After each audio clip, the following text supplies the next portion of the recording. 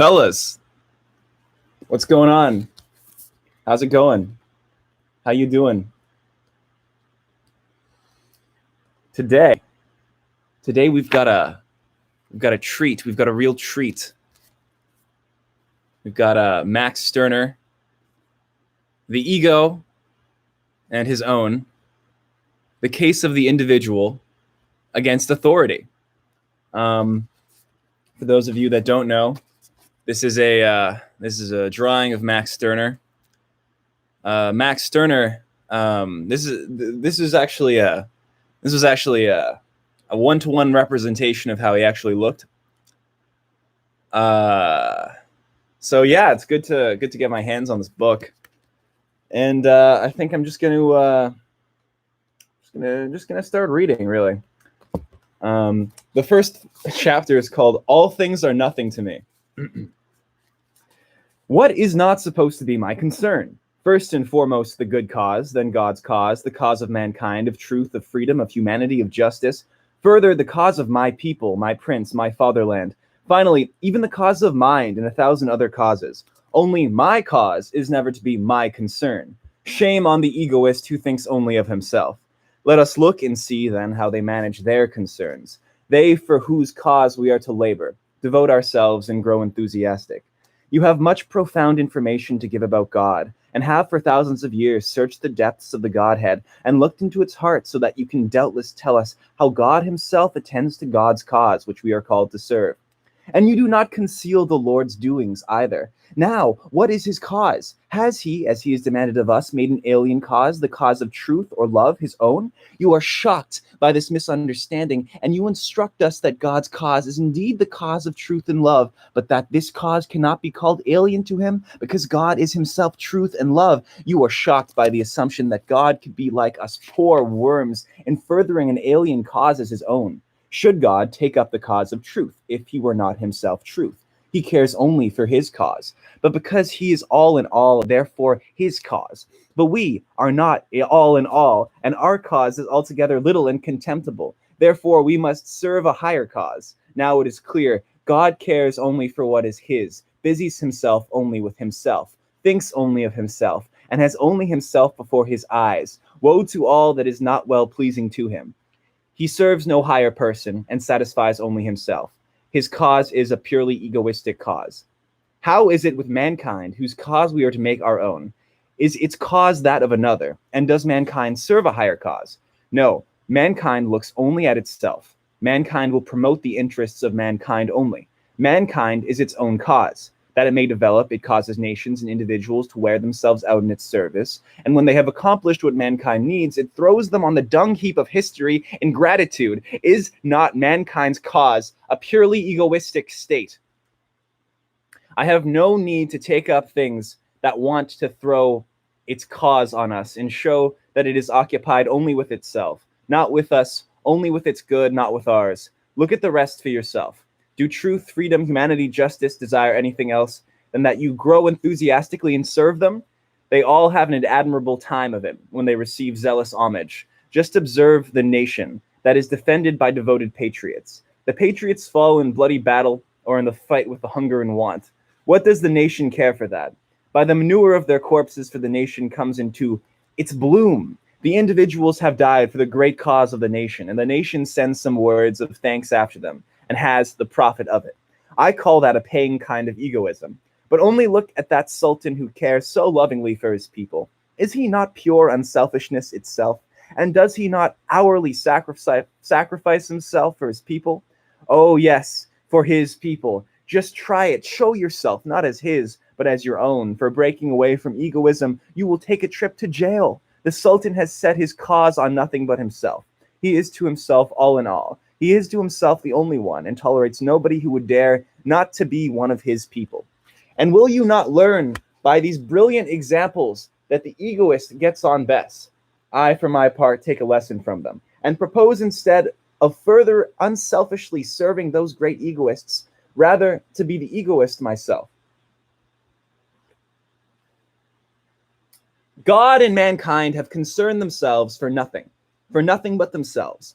Let me then likewise concern myself for myself, who am equally with God the nothing of all others, who am my all, who am the only one. If God, if mankind, as you affirm, have substance enough in themselves to be all in all to themselves, then I feel that I shall still less lack that, and that I shall have no complaint to make of my emptiness. I am not nothing in the sense of emptiness, but I am the creative nothing, the nothing out of which I myself, as a creator, create everything.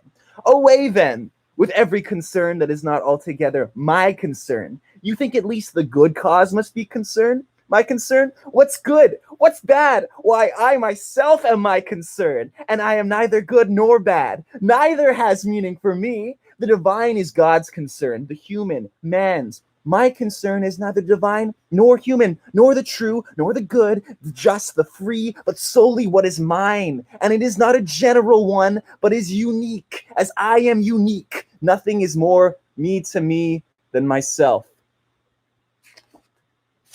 That was just the preface. Holy shit. I'm gonna look at this chat for a brief second. You know, I really feel like it doesn't need any mods, but I'm feeling a little egoistic today, you know? I'm feeling like maybe I'll just do something for my own pleasure. So if you want to be a mod, say I want to be a mod in the chat, and I'll make you a mod. And if you don't want to be a mod, say I don't want to be a mod.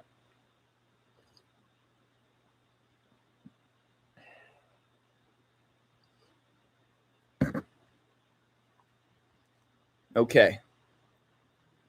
I am now going to make one of you a mod.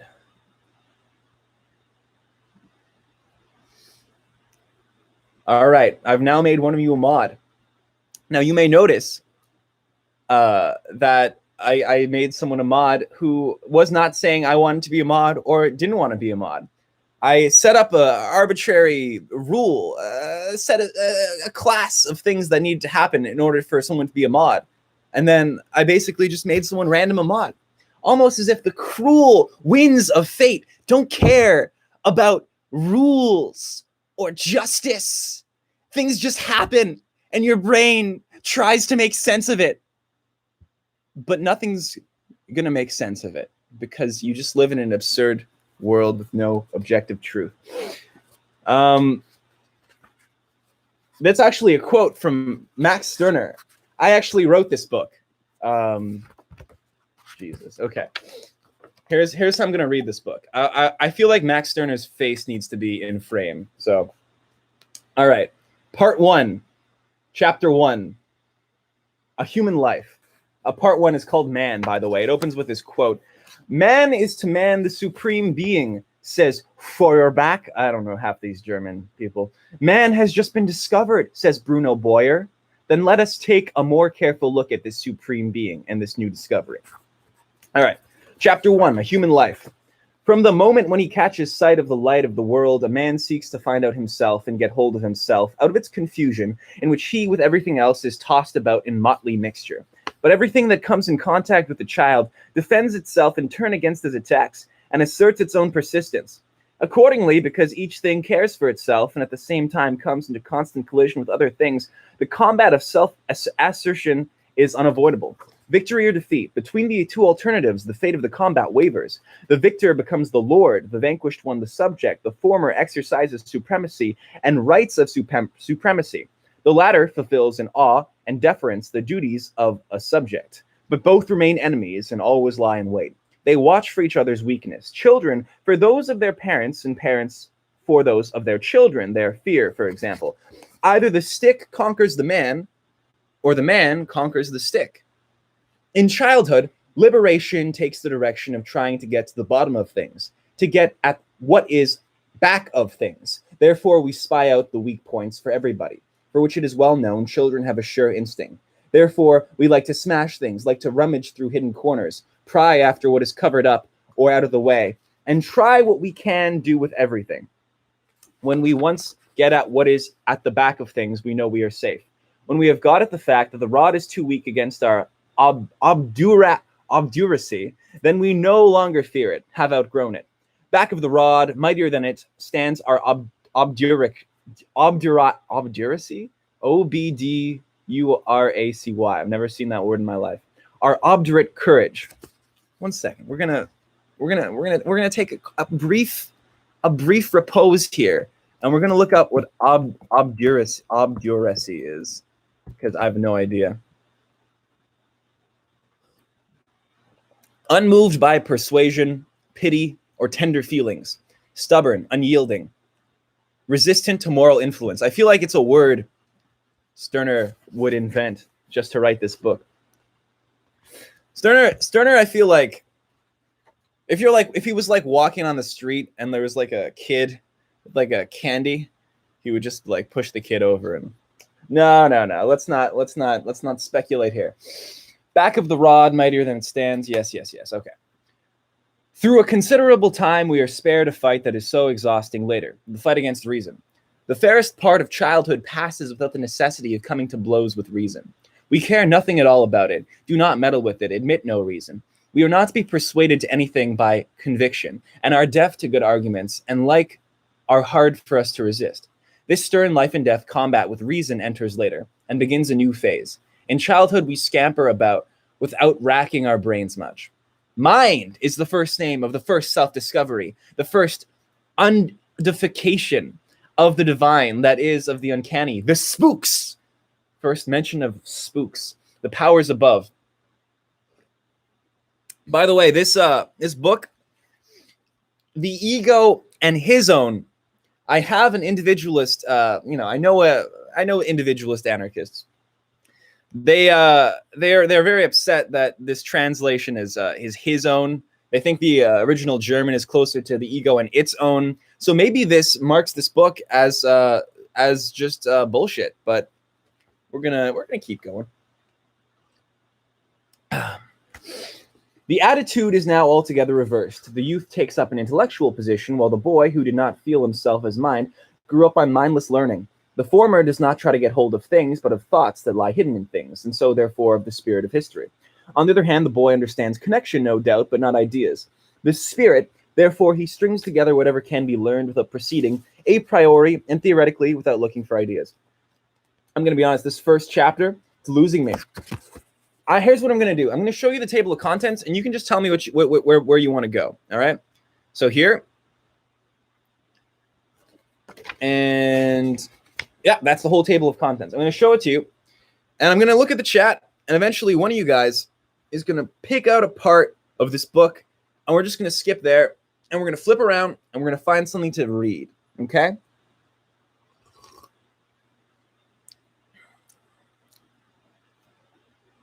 Now, wait. There's a bit of a delay, you see. Last chapter, page 32. That's such a specific request. I want to do it just because I feel like if someone's telling you to go to page 32, it's like they probably know something. Oh, shit. Page 32 in the chapter, Men of the Old Time and the New, the spook. With ghosts, we arrive in the spirit realm, in the realm of essence. What haunts the universe and has its occult, incomprehensible being there is precisely the mysterious spook that we call highest essence. And to get to the bottom of this spook, to comprehend it, to discover reality in it, to prove the existence of God, this task men set to themselves for thousands of years, with the horrible impossibility, the endless danade labor of transforming the spook into a non-spook, the unreal into something real, the spirit into an entire and corporeal person. With this, they tormented themselves to death. Behind the existing world, they sought the thing in itself. The essence behind the thing, they sought the unthing. When one looks to the bottom of anything, searches out its essence, one often discovers something quite other than what it seems to be. Honeyed speech and a lying heart, pompous words and beggarly thoughts, and so on. By bringing the essence into prominence, one degrades the hitherto misapprehended appearance to a bare semblance, a deception. The essence of the world, so attractive and splendid, is for him who looks to the bottom of it, emptiness. The emptiness is equal to the world's essence. Now, he who is religious does not occupy himself with a deceitful semblance, with the empty appearances, but looks on in this essence, and in the essence has the truth. The essences which are deduced from some appearances are the evil essences, and conversely from others the good. The essence of human feeling, for instance, is love. The essence of human will is good, that of one's thinking, the true, and so on. What at first passed for existence, such as the world and its like, appears now as bare semblance. And the truly existent is much rather the essence whose realm is filled with gods, spirits, demons with good or bad essences. Only this inverted world, this world of essences, truly exists now. The human heart may be loveless, but its essence exists. God, who is love, human thought may wander in error, but its essence, truth, exists. God is truth, and the like. To know and acknowledge essences alone and nothing but essences, that is religion. Its realm is a realm of essences, spooks, and ghosts. The longing to make the spook comprehensible or to realize nonsense has brought about a corporeal ghost, a ghost or spirit with a real body, an embodied ghost. How the strongest and most talented Christians have tortured themselves to get a conception of this ghostly apparition, but there always remain the contradiction of two natures, the divine and the human.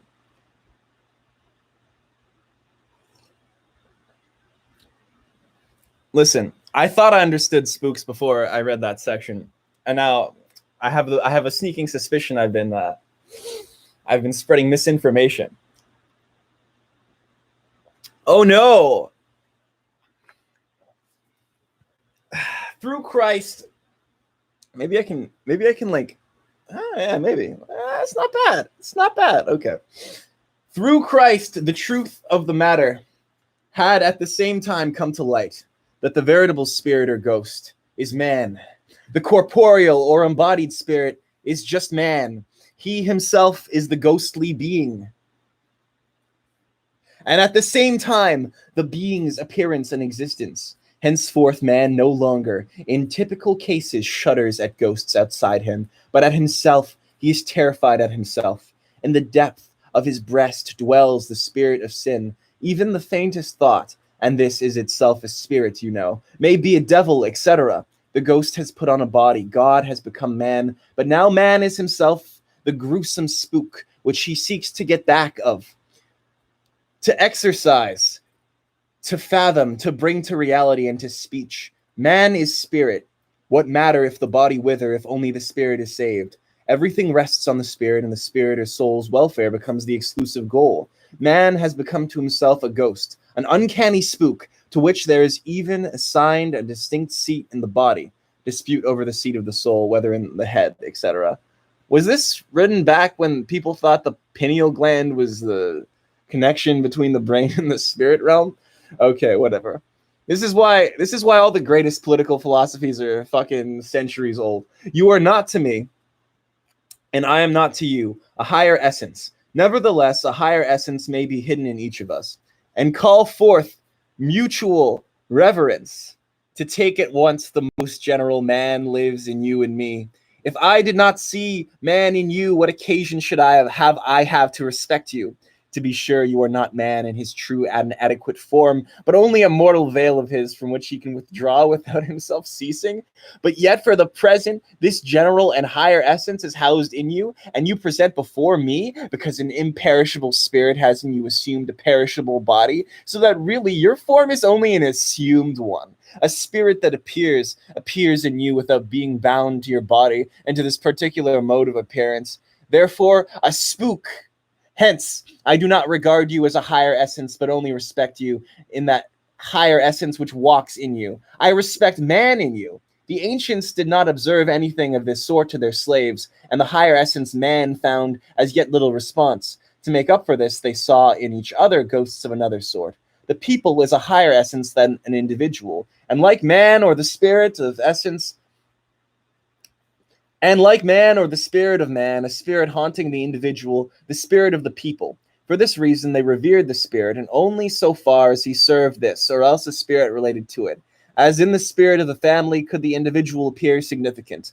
Only for the sake of the higher essence, the people was consideration allowed to the member of the people.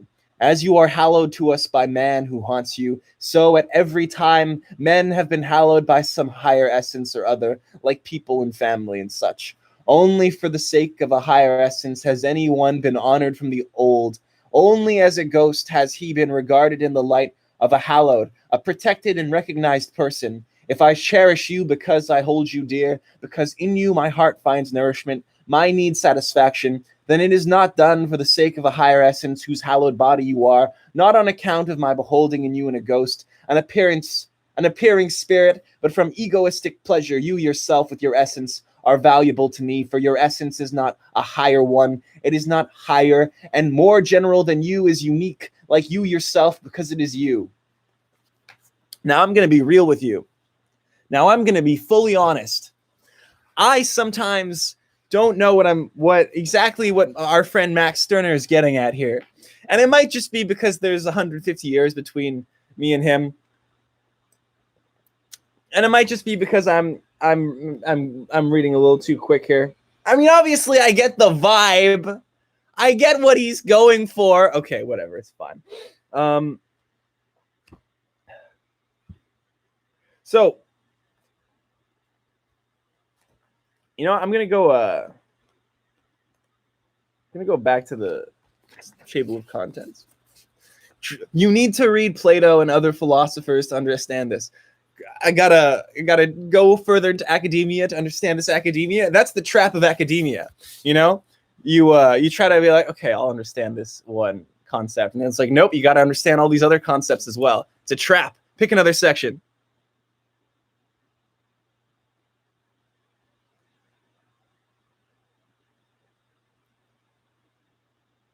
By the way, fun fact: this guy, Max Stirner.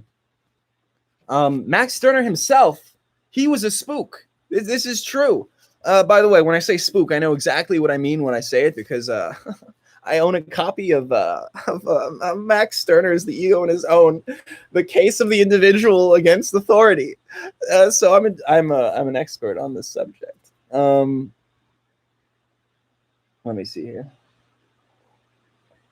Page 69. Well, it worked well last time. I'll try it again.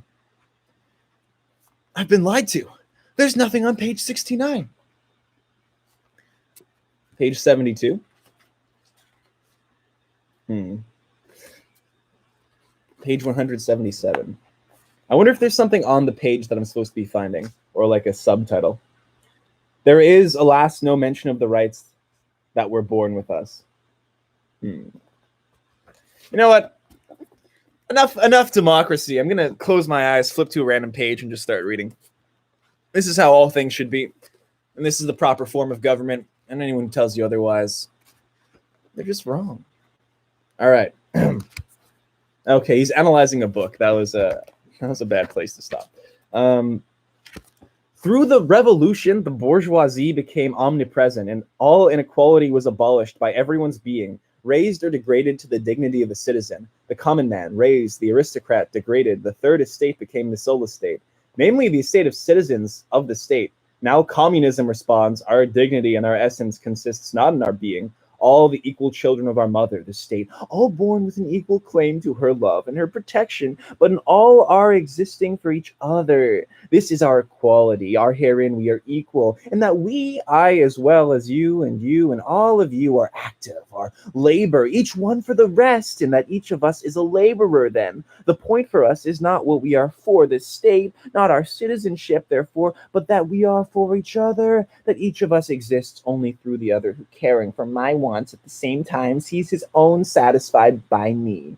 He labors for my clothing, tailor, I for his need of amusement, comedy writer, rope dancer, he for my food, farmer, I for his instruction, scientist. It is labor that constitutes our dignity and our equality.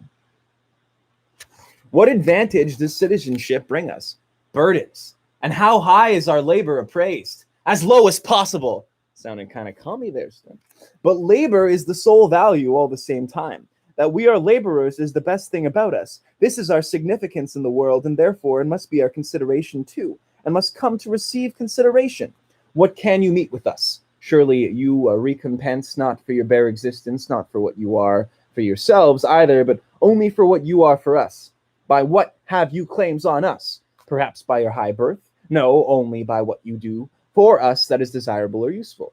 Be it thus, then, we are willing to be worth to you only so much as we do for you, but you are to be held likewise by us. Services determine value. Those services are worth something to us, and consequently labors for each other, labors for the common good. Let each one of us be in each other's eyes a laborer. He who accomplishes something useful is inferior to none or all laborers. Laborers, of course, in the sense of laborers for the common good.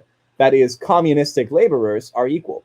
But as the laborer is worth his wages, let the wages too be equal. This, Okay, it seems that the chat is about 90% feet. 90% feet. And then people are surprised. People are surprised when the culling starts. It's like, where did this come from? It was obvious if you were paying attention. Formerly, one had to suit the lords to come to anything. After the revolution, the word was gasp, grasp, fortune. Luck hunting or hazard playing, civil life was absorbed in this. Then alongside this, the demand that he who has obtained something shall not frivolously stake it again. Feet. All right.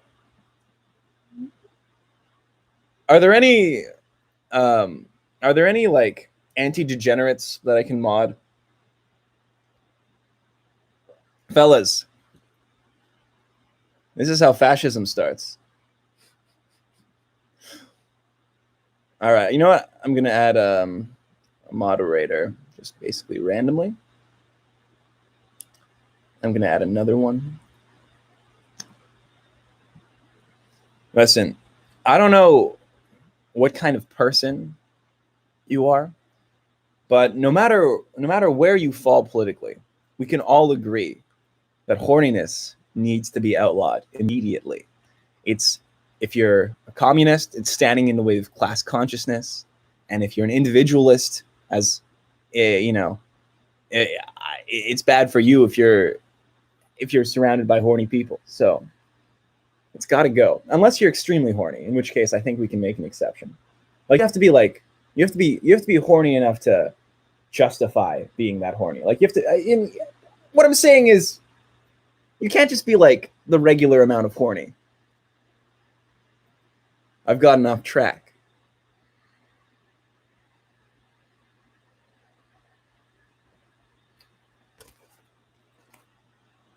All right, I'm gonna close my eyes again. All right. Is free competition then really free? Nay, it is really a competition, to wit, one of persons as it gives itself are to be, because on this title it bases its right.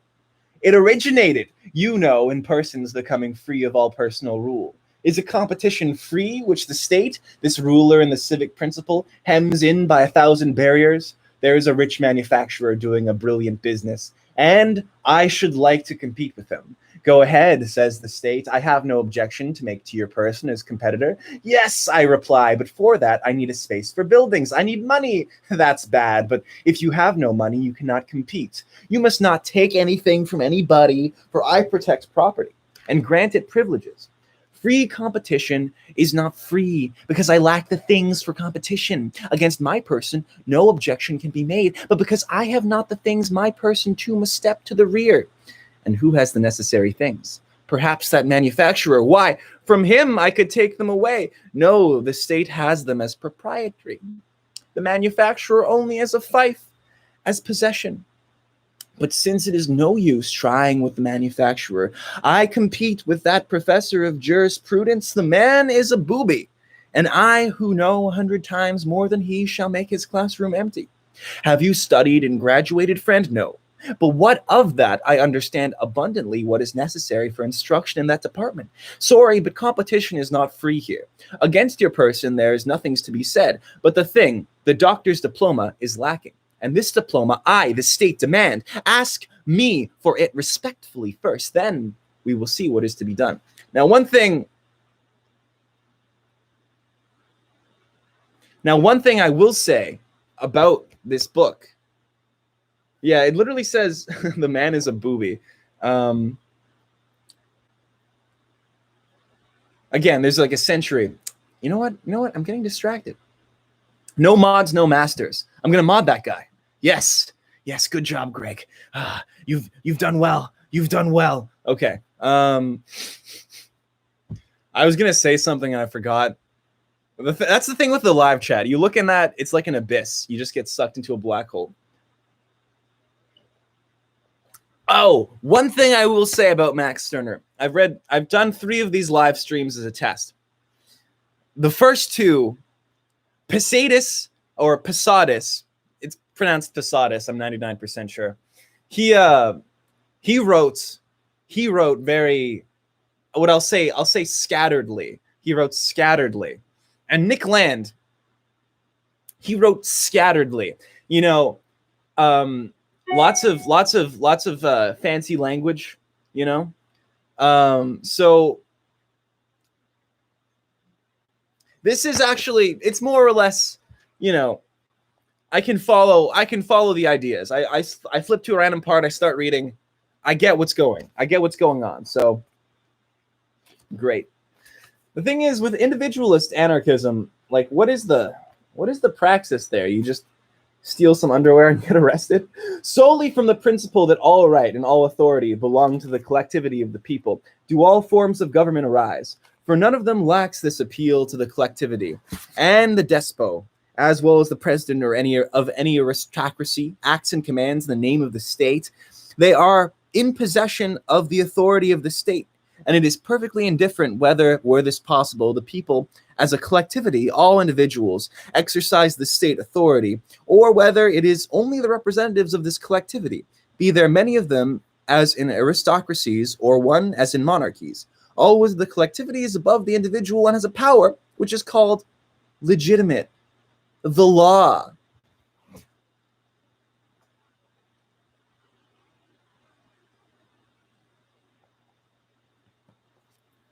I'm looking at the chat. It's like horrific. It's just like, it's blatantly terrible. And I love it. Keep it up. Keep it up. All right. Back to the drawing board. First of all, let's just appreciate the fact that Max Stirner is not real and Engels made him up to troll Marx. Look at this face. Look at this man. All right, whatever. Let's go back to the drawing board here. Okay, this time I'm going to pick something. Whatever interests me, I guess. The owner, my intercourse? 195. Why does that sound like it's going to devolve into something I can't actually stream? The spirit, the possessed, the hierarchy, humane liberalism. I was hoping to find something about the Union of Anarchists or the Union of Egoists. All right, I'm just going to go to my intercourse because, you know, sometimes you just got to play Russian roulette with your channel. In society, the human demand at most can be satisfied, while the egoist must always come short. Animating your sketches. There's a couple people who have made animatics of some centricide stuff. They're pretty good. Because it can hardly escape anybody that the present shows no such living interest in any question as in the social, one has to direct his gaze especially to society. Nay, if the interest felt in it were less passionate and dazzled, people would not so much, in looking at society, lose sight of the individuals in it, and would recognize that a society cannot become new so long as those who form and constitute it remain the old ones. If, for example, there was to arise in the Jewish people a society which should spread a new faith over the earth, these apostles could in no case remain Pharisees. As you are, so you present yourself, so you behave toward men. A hypocrite is a hypocrite, a Christian is a Christian. Therefore, the character of a society is determined by the character of its members. They are its creators. So much at least one must perceive, even if one were not willing to put to test the concept society itself. Even far from letting themselves come to their full development and consequence, men have hitherto not been able to found their society on themselves, or rather they have been only to found societies and to live in societies. The societies were always persons, powerful persons, so-called moral persons, ghosts, before which the individual had the appropriate wheel in his head, the fear of ghosts. As such ghosts, they may most suitably be designed by the respective names people and peoplet. The people of the patriarchs, the people of Helens, etc., at last the people of men, mankind. Then every subdivision of this people, which could and must have its special societies, the Spanish, French people, etc. Within it, again, classes, cities, in short, all kinds of corporations. Lastly, tapering to the finest point, the little peoplet of the family. Hence, instead of saying that the person that walked as a ghost in all societies hitherto has been the people, there might also have been named two extremes, to wit, either mankind or the family, both the most natural-born units. We choose the word people because its derivation has been brought into connection with the Greek poloi, the many or the masses, but still more because national efforts are at present the order of the day, and because even the newest mutineers have not yet shaken off this deceptive person, although on the other hand, the latter consideration must give the preference to the expression mankind, since on all sides they're going for enthusiasm over mankind. Mods are spooks. Thanks, Junior Egg. Accelerate the degeneracy. You know, I think you're onto something there. This chat is either going to have to become essentially asexual or accelerate in horniness to the point of a post-human singularity in which the components of the chat transcend their mortal form and become something entirely inhuman. No. Not everything has to be Nick Land. This must be insisted on all around against the present day efforts for liberty. Liberty of the people is not my liberty. That's a good quote. Liberty of the people is not my liberty. Let us admit these categories: liberty of the people and right of the people. For example, the rights of the people that everybody may bear arms. Does one not forfeit such a right? One cannot forfeit his own right, but may well forfeit a right that belongs not to me, but to the people. I may be locked up for the sake of the liberty of the people. I may, under sentence, incur the loss of the rights to bear arms. Liberalism appears as the last attempt at a creation of the liberty of the people, a liberty of the commune, of society, of general, of mankind, the dream of humanity, a people, a commune, a society that shall be of age. A people cannot be free otherwise than at the individual's expense, for it is not the individual that is the main point in this liberty, but the people. The freer the people, the more bound the individual. The Athenian people, precisely at its freest time, created ostracism, banished the atheists, poisoned the most honest thinker. How do they praise Socrates for his conscientiousness, which makes him resist the advice to get away from the dungeon? He is a fool that he concedes to the Athenians a right to condemn him. Therefore, it certainly serves him right. Why then does he remain standing on an equal footing with the Athenians? Fellas, did somebody say footing? Why does he not break with them? Had he been known and been able to know what he was, he would have conceded to such judges no claim, no right. That he did not escape was just his weakness, his delusion of still having something in common with the Athenians, or the opinion that he was a mere member of this people. But he was rather this people itself in person and could only be his own judge. There was no judge over him, as he himself had really pronounced. This guy is talking about Socrates. Max Stirner is talking about Socrates. I've realized this, and I feel a little betrayed. I feel a little lied to, because I don't want to hear about Socrates, even if Max Stirner is talking to me about Socrates, okay? It's not important to me what Socrates said, all right? I don't care. I don't care about Socrates. I don't care about the shadows on the cave wall or whatever Socrates did. I don't know. Is that Plato? That was Plato. I don't care about Plato either, although Plato's a decent, I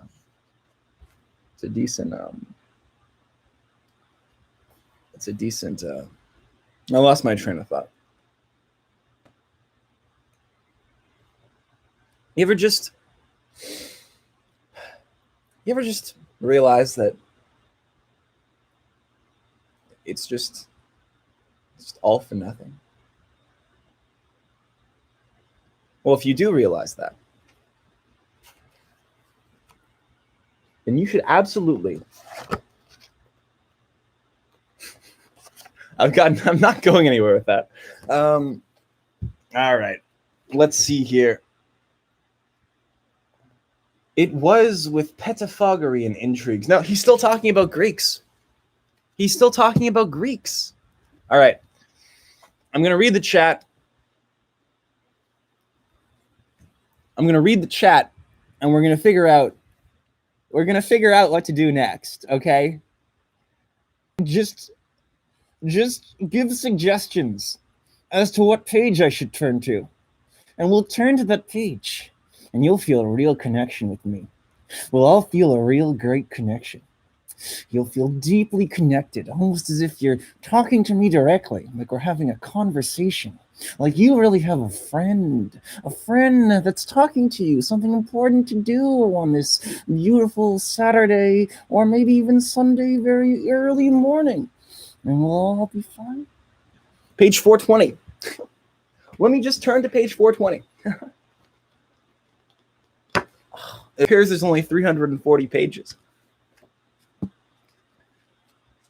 Page 15. Oh, page 15. All right. It must not be supposed now that the ancients were without thoughts, just as the most spiritual man is not to be conceived of as if he could be without life. Rather, they had their thoughts about everything, about the world, man, the gods, etc., and showed themselves keenly active in bringing all this to their consciousness. But they did not know thought, even though they thought of all sorts, of all things, and worried themselves with their thoughts. Compare with their position, the Christian saying, "My thoughts are not your thoughts. As the heaven is higher than the earth, so are my thoughts higher than your thoughts." And remember what was said above our child thoughts.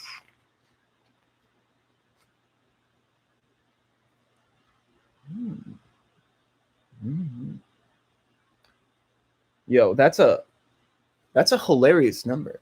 69? Yo, I don't know if you guys know this, but 69. I don't want to get into it here. It might be a little too racy. And 420? That number is hilarious, dude. Holy shit. Yo, cool it. Chat, calm down. You're going to bring the house down with this kind of high-level intellect. All right. All right, we're going to go to sleep now. All right, good night. Good night.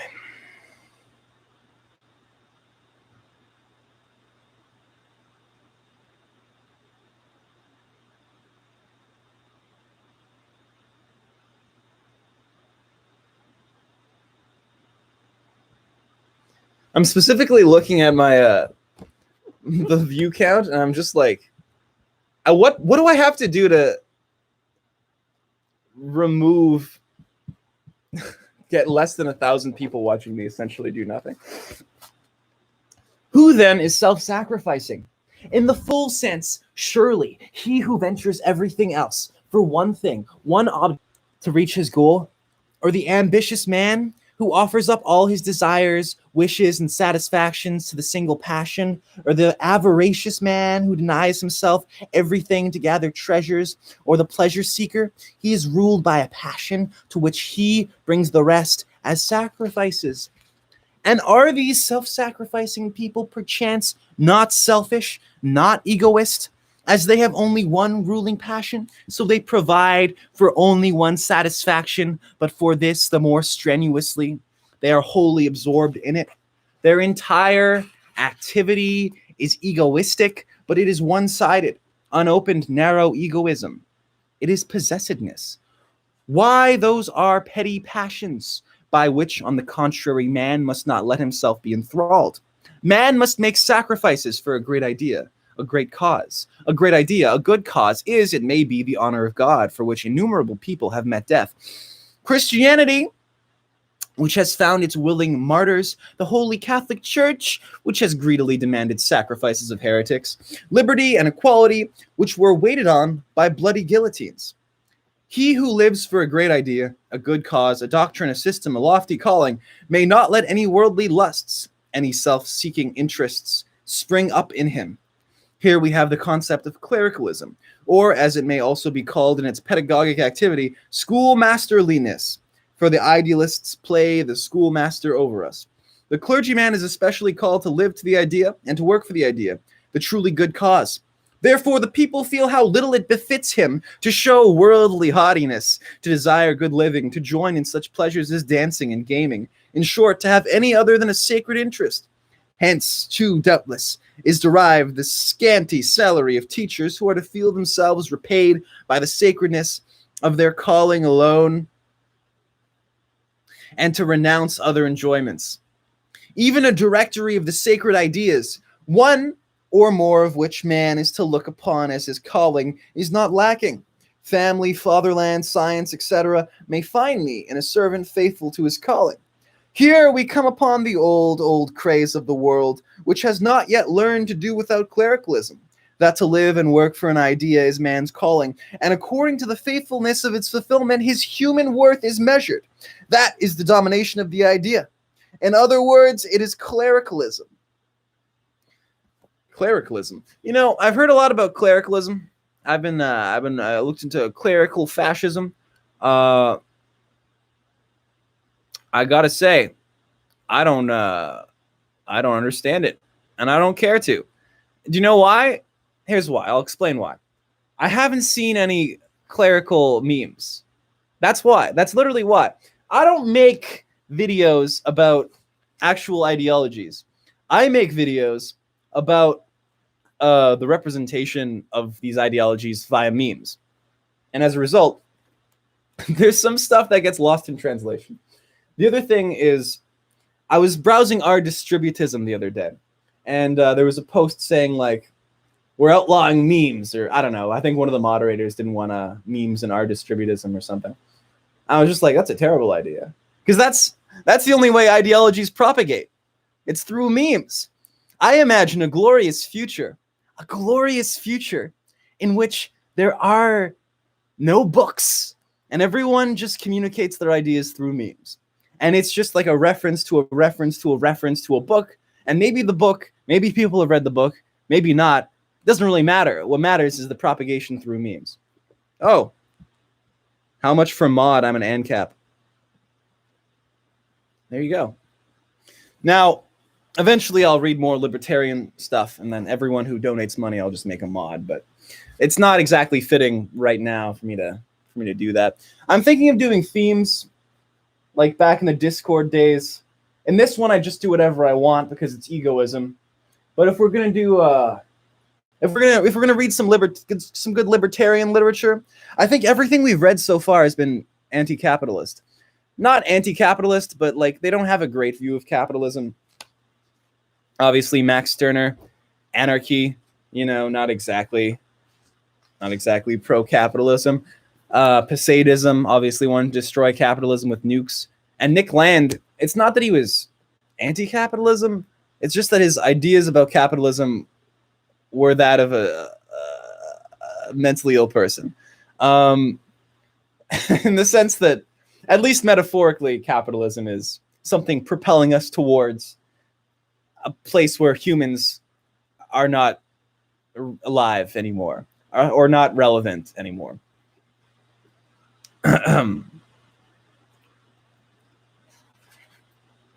I'll make you my egoistic property through mutual intercourse, if you know what I mean. I do, and I wish I didn't. Now, over against these representatives of ideal or sacred interests stands a world of innumerable personal profane interests. No idea, no system, no sacred cause is so great as never to be outrivaled and modified by these personal interests. Even if they are silent momentarily and in times of rage and fanaticism, yet they soon come uppermost again through the sound sense of the people. Those ideas do not completely conquer till they are no longer hostile to personal interests, till they satisfy egoism. The man who is just now crying herrings in front of my window has a personal interest in good sales, and if his wife or anybody else wishes him the like, this remains a personal interest all the same. If on the other hand, the thief deprived him of his basket, then there would be at once arise an interest of many, of the whole city, of the whole country, or in the world, of all those who abhor theft, an interest in which the herring seller's person would become indifferent, and its place, the category of the robbed man, would come into the foreground. But even here, all might yet resolve itself into a personal interest. Each of the partakers reflecting that he must concur in the punishment of the thief, because unpunished stealing might otherwise become general and cause him to lose his own. Such a calculation, however, can hardly be assumed on the part of many, and we shall rather hear the cry that the thief is a criminal. Here we have before us a judgment. Oh, now he's getting somewhere.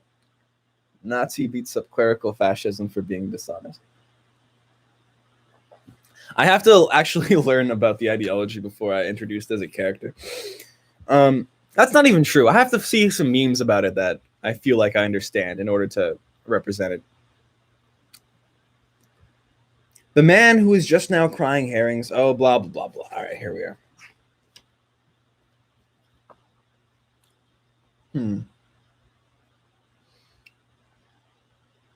I do not blame the middle class for not wanting to let its aims be frustrated by Robespierre. Nope. Robespierre? I know who that is. I don't want to hear about him. I don't want to hear about Robespierre. I reject history. All right. 4. Where is cat? I don't have a cat. Okay? I do. Okay, this one's called The Owner. The Owner, Chapter 4, The Owner. You know what? Here's what we're going to do, okay? You see this, man? I'm going to deface this book.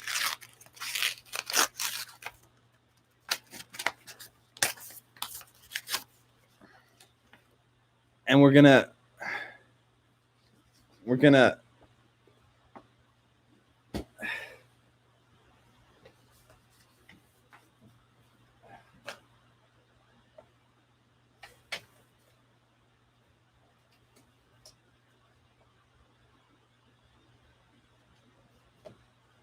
These are not very powerful magnets. Oh shit. Oh fuck.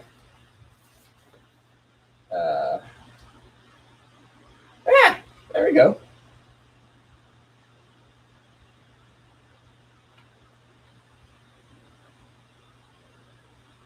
Oh, fuck. I was so close. Oh.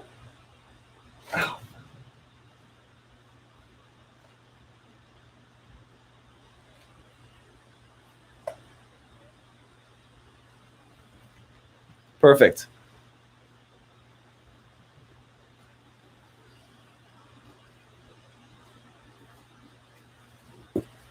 I might just keep that there.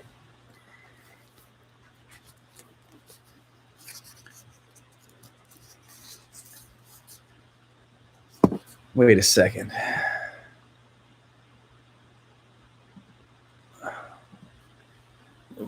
Press 1 if you want to ban drag. Guy's not a mod anymore. That's not very serving of my interests. Vince, I remember Vince. Vince, I'm going to make you a mod. Vince knows how to deal with things. All right. But what is right? What is matter of right in a society is voiced too in the law. Whatever the law may be, it must be respected by the loyal citizen. Thus, the law-abiding mind of old England is eulogized. To this, the Euripidean sentiment, Orestes 4:18, entirely corresponds. We serve the gods, whatever the gods are. Law as such, God as such. Thus far we are today. People are at pains to distinguish law from arbitrary orders. From an ordinance, the former comes from a duly entitled authority. But a law over human action, ethical law, state law, etc., is always a declaration of will and so an order. Thoughts on Pinochet? Pinochet was great. Pinochet was good in the sense that he had the authoritarianism, Pinochet is a good example of right-wing unity, because you have the cultural right wing and you have the economic right wing.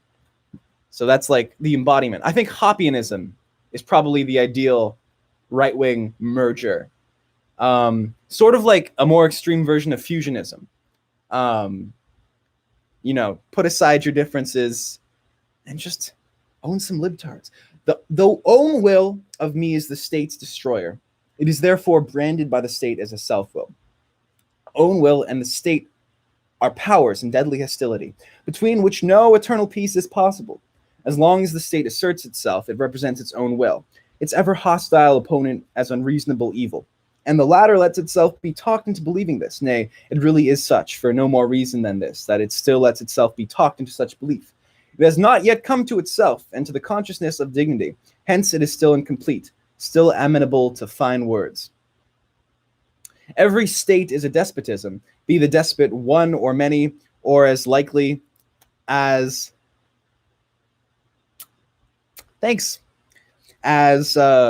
if all be lords, despotize over one another. For this is the case when the law, given at any time, the expressed volition of it may be a popular assembly, is thenceforth to be law to the individual, to which obedience is due from him, or toward which he has the duty of obedience. If one were even to conceive the case that every individual in the people had expressed the same will, and hereby a complete collective will, had come into being, the matter would still remain the same. Would I not be bound today and henceforth to my will of yesterday? My will would be in this case frozen. Wretched stability, my creature, to wit, a particular expression of will, would have become my commander. But I and my will, I the creator, should be hindered in my flow and my dissolution. Because I was a fool yesterday, I must remain such my life long. So, in the state life I am at best, I might just as well say at worst, a bondsman of myself. Because I was a willer yesterday, I am today without will. Yesterday voluntary, today involuntary. What I will say is I'm reading the book because I want you to know that if there is an extremist ideology that appeals to you, you should at least try to read the book, because it may give you a lot more ideas how to act out your extremist ideology. It's important to keep things practical and not just theoretical. So, books, they're not for everybody, but if they're for you, that's the point. Maybe Nick Land, maybe you're an accelerationist, maybe you're an egoist, maybe you're a sadist. You never know. But you've got a extremist spirit within you just waiting to get out. And that's a beautiful thing. If you let yourself be made out in the right by another, you must no less let yourself be made out in the wrong by him. If justification and reward come to you from him, expect also his arraignment and punishment. Alongside right goes wrong. Alongside legality is crime. What are you? You are a criminal. The criminal is in the utmost degree the state's own crime. One may let this sentiment pass, even if Bettina herself does not understand it exactly so. For in the state, the unbridled I, as I belong to myself alone, cannot come to my fulfillment and realization. Every ego is from birth a criminal to begin with against the people, the state. Hence, it is that it does really keep watch over all. It sees in each one an egoist, and it is afraid of the egoist. It presumes the worst about each one and takes care, police care, that no harm happens to the state. Nequid res publica detrimentia capiat. The unbridled ego, and this we originally are, and in our secret inward parts we remain so always, is the never-ceasing criminal in the state. Man whom his boldness, his will, his inconsiderateness, and fearlessness led, is surrounded with spies by the state, by the people. I say by the people. The people think it is something wonderful, you good-hearted folks, what have you in the people. The people is full of police sentiments, through and through. Only he who renounces his ego, who practices self-renunciation, is acceptable to the people. In the book cited, Bettina is throughout good-natured enough to regard the state as only sick and to hope for a recovery, which she would not bring about through the demagogues. But it is not sick, rather is it in its full strength, when it puts from the demagogues who want to acquire something for the individuals, for all. In its believers, it is provided with the best demagogues, leaders of the people. According to Bettina, the state is to develop mankind's germ of freedom. Otherwise, it is a raven mother, and caring for raven fodder. It cannot do otherwise, for in its very caring for mankind, which besides would have to be the humane or free state to begin with, the individual is raven fodder for it. How rightly speaks the burgomaster, on the other hand. What? The state has no other duty than to be merely the attendant of incurable invalids? That isn't to the point. From of old, the healthy state has relieved itself of the diseased matter and not mixed itself with it. It does not need to be so economical with its uses. Cut off the robber branches without hesitation that the others may bloom. Do not shiver at the state's harshness, its morality, its policy. And religion, point it to that. Accuse it of no want of feeling. Its sympathy revolts against this, but its experience finds safety only in severity. There are diseases in which only drastic remedies will help. The physician who recognizes the disease as such but timidly turns to palliatives will never remove the disease, but may well cause the patient to succumb after a shorter or longer sickness. Fro-Rat's question, if you apply death as a drastic remedy, how is the cure to be wrought then? Isn't it to the point why the state does not apply death against itself, but against an offensive member? It tears out an eye that offends it, etc.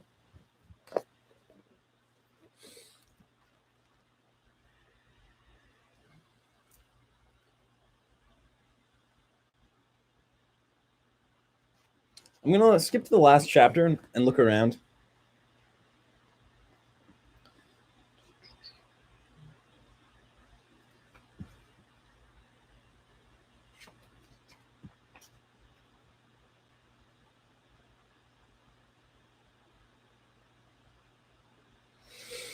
I am the owner of my might, and I am so when I know myself as unique. In the unique one, the owner himself returns into his creative nothing, of which he is born. Every higher essence above me, be it God, be it man, weakens the feeling of my uniqueness and pales only before the sun of this consciousness. If I concern myself for myself, the unique one, then my concern rests on its transitory mortal creator, who consumes himself. And I may say, all things are nothing to me.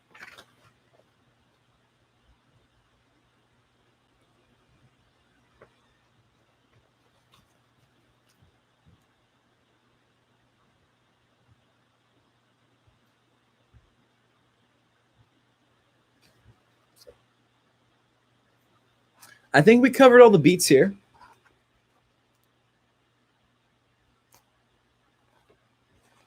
Let me see if this has like an index. No index, just a table of contents.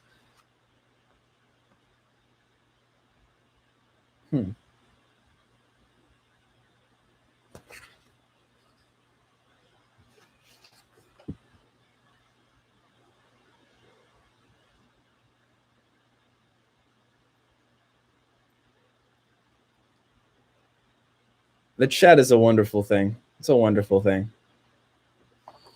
All right, here's the plan. I'm gonna read one more section and call it a day.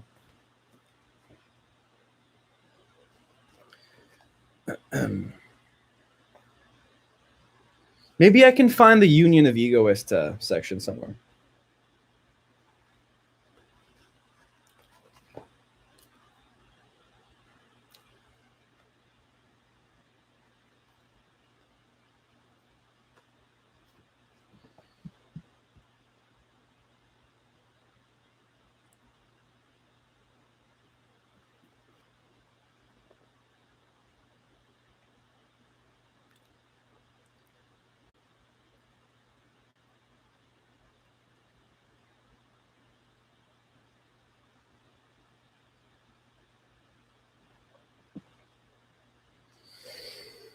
The craving for a particular freedom always includes the purpose of a new dominion, as it was with the revolution, which indeed could give its defenders the uplifting feeling that they were fighting for freedom, but in truth, only because they were after a particular freedom, therefore, a new dominion, the dominion of law. Freedom you all want. You want freedom. Why then do you higgle over a more or less? Freedom can only be the whole of freedom. A piece of freedom is not freedom. You despair of the possibility of obtaining the whole of freedom. Freedom from everything, yes. You consider it insanity even to wish this. Well, then leave off chasing after the phantom and spend your pains on something better than the unattainable. Ah, but there is nothing better than freedom. What have you then when you have freedom? For I will not speak here of your piecemeal bits of freedom, complete freedom. Then you are rid of everything that embarrasses you, everything, and there is probably nothing that does not once in your life embarrass you and cause you inconvenience. And for whose sake, then, did you want to be rid of it?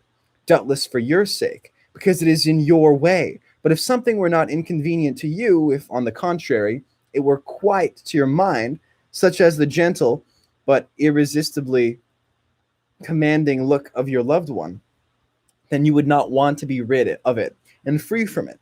Why not? For your sake again. So you take yourselves as measure and judge over all.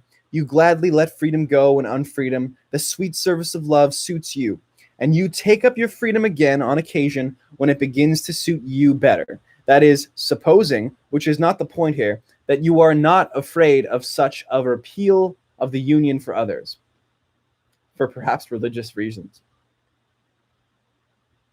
Sometimes I just feel like I black out and say a bunch of words.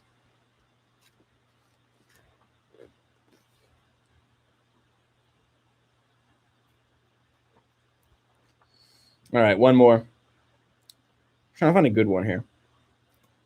112? Okay. In the most natural way, in the world, this endeavor first utters itself as hatred of the unfortunate against the fortunate, of those for whom fortune has done little or nothing, against those for whom it has done everything. But properly, the ill feeling is not directed against the fortunate, but against fortune. This rotten spot of the commonality. As the communists first declare free activity to be man's essence, they, like all workday dispositions, need a Sunday. Like all material endeavors, they need a God, an uplifting, an edification alongside their witless labor. That the communist sees in you the man, the brother, is only the Sunday side of communism. According to the workday side, he does not by any means take you as man simply, but as human laborer or laboring man. The first view has in it the liberal principle. In the second, illiterability is concealed. If you were a lazy bones, he would not indeed fail to recognize the man in you, but would endeavor to cleanse himself as a lazy man from laziness, and to convert you to the faith that labor is man's destiny and calling. Therefore, he shows a double face. With the one, he takes heed that the spiritual man be satisfied, and with the other, he looks about him for means for the material or corporeal man. He gives man a twofold post, an office of material acquisition and one of spirituality. The commonality had thrown open spiritual and material goods, and left it with each one to reach out for them, if he liked. Communism really procures them for each one, presses them upon him, and compels him to acquire them. It takes seriously the idea that because only spiritual and material goods make us men, we must unquestionably acquire these goods in order to be man. The commonality made acquisition free. Communism compels to acquisition, and recognizes only the acquirer, him to practice the trade. It is not enough that the trade is free, but you must take it up. So, all that is left for criticism to do is to prove that the acquisition of these goods does not yet by any means make us men. With the liberal commandment that everyone is to make a man of himself, or everyone to make himself man, there was posited the necessity that everyone must gain time for the labor of humanization. That is, that it should be possible for everyone himself to labor on himself. All right, fellas. Okay, fellas. Fellas. I think we're done here.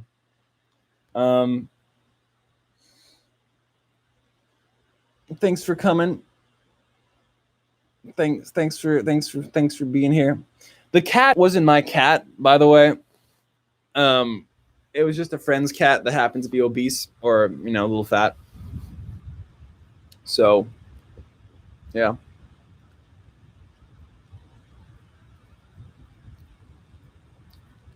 Vor. Yeah. Fleet before I go. I wonder how much money I can make off an OnlyFans.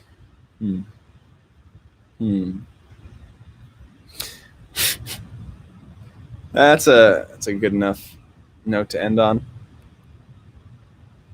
Ciao.